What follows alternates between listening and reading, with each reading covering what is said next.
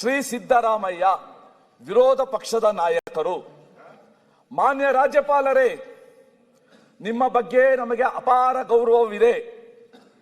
ಇದು ಭ್ರಷ್ಟ ಸರ್ಕಾರ, ದಯಮಾಡಿ ಓದಬೇಡಿ ಅಂತ ಸಿದ್ದರಾಮಯ್ಯನವರು ಹೇಳಿದ್ರು.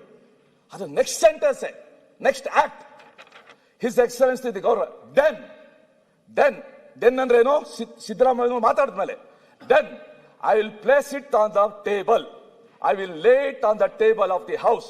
It may be taken as read. ಇದರ ಅರ್ಥ ಏನು ಸ್ವಾಮಿ?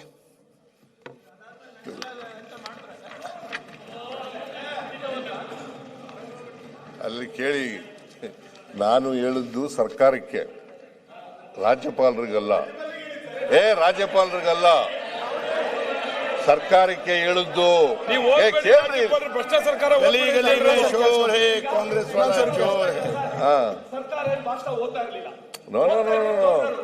ರಾಜ್ಯಪಾಲರು ಭಾಷಣ ಓದ್ತಾ ಇದ್ರು. ನೀವು ಓದೋದು ಸರಿ ಇಲ್ಲ. ಸರ್ಕಾರ ಮಾಡಿಲ್ಲ ಅದನ್ನ. ಸರ್ಕಾರ ಭ್ರಷ್ಟ ಸರ್ಕಾರ. ಅಂದಿನ ಸರ್ಕಾರ, ಬಿಜೆಪಿ ಸರ್ಕಾರ ಭ್ರಷ್ಟ ಸರ್ಕಾರ ಅಂತ ಹೇಳಿದ್ರು ಸತ್ಯ ಸರ್. ಅದೇ ಸಂದರ್ಭದಲ್ಲಿ ಸರ್, ಆ ಸಂದರ್ಭ ಮಾನ್ಯ ಅಶೋಕ್ ಅವರೇ, ಸುರೇಶ್ ಕುಮಾರ್ ಅವರೇ, ನಾನು ರಾಜ್ಯಪಾಲರ ಭಾಷಣ ನಿಲ್ಲಿಸಿ ಹೋಗಿ ಅಂತ ಹೇಳಿಲ್ಲ. ಮಾನ್ಯ ಸ್ಪೀಕರ್ ಅವರೇ, ಸುರೇಶ್ ಕುಮಾರ್ ಅವರೇ, ದಯವಿಟ್ಟು ರಿಪ್ಲೈ. ಮಾನ್ಯ ರಾಜ್ಯಪಾಲರೇ, ನಿಮ್ಮ ಬಗ್ಗೆ ನಮಗೆ ಅಪಾರವಾದ ಗೌರವವಿದೆ. ಇದು ಭ್ರಷ್ಟ ಸರ್ಕಾರ, ದಯವಿಟ್ಟು ಓದಬೇಡಿ. ಅರ್ಥ ಏನು? ಮಾನ್ಯ ಅದನ್ನೇ ಈ ಸರ್ಕಾರ ಸುರೇಶ್ ಕುಮಾರ್ ಭ್ರಷ್ಟ ಸರ್ಕಾರ. ಅವಾಗ ನಿಮ್ಮ ಸರ್ಕಾರ ಇದೆಯಲ್ಲ, ಅದು ಭ್ರಷ್ಟ ಸರ್ಕಾರ. ಅದರಿಂದ ಅದನ್ನ ಹೇಳ್ಬೇಡಿ ಅಂತ ಹೇಳಿದ್ದು. ಸುರೇಶ್ ಅವರೇ, ಅದನ್ನ ಹೇಳ್ಬೇಡಿ. ಸುರೇಶ್ ಅವರೇ, ಒಳ್ಳೆ ಸರ್ಕಾರ ಅಂತ ಹೇಳ್ಬೇಡಿ, ಅದನ್ನ ಭ್ರಷ್ಟ ಸರ್ಕಾರ ಅಂತ ಹೇಳಿ ಅಂತ ಹೇಳಿದ್ದು ನಾನು. ಸನ್ನಿವೇಶ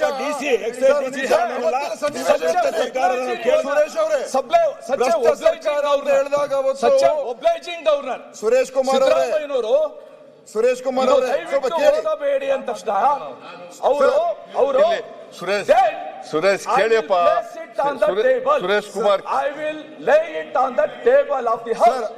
ಅವತ್ತಿನ ಸನ್ನಿವೇಶ ಸರಿ ಹೇಳ್ತಿರ್ರಿ ಸರ್. ಹೇಳಾಯ್ತಲ್ಲ. ನಾನು ಹೇಳಿದ್ದು ಮಾನ್ಯ ಸಭಾಧ್ಯಕ್ಷರೇ, ನೀವು ಹೇಳ್ತಾ ಇರ್ತಕ್ಕಂಥದ್ದು ಸತ್ಯಕ್ಕೆ ದೂರವಾದಂಥದ್ದು. ಅದು ಕೇಳಪ್ಪ, ನೀವು ಹೇಳ್ತಾ ಇರ್ತಕ್ಕಂಥದ್ದು ಸತ್ಯ ಹೌದು ರೀ.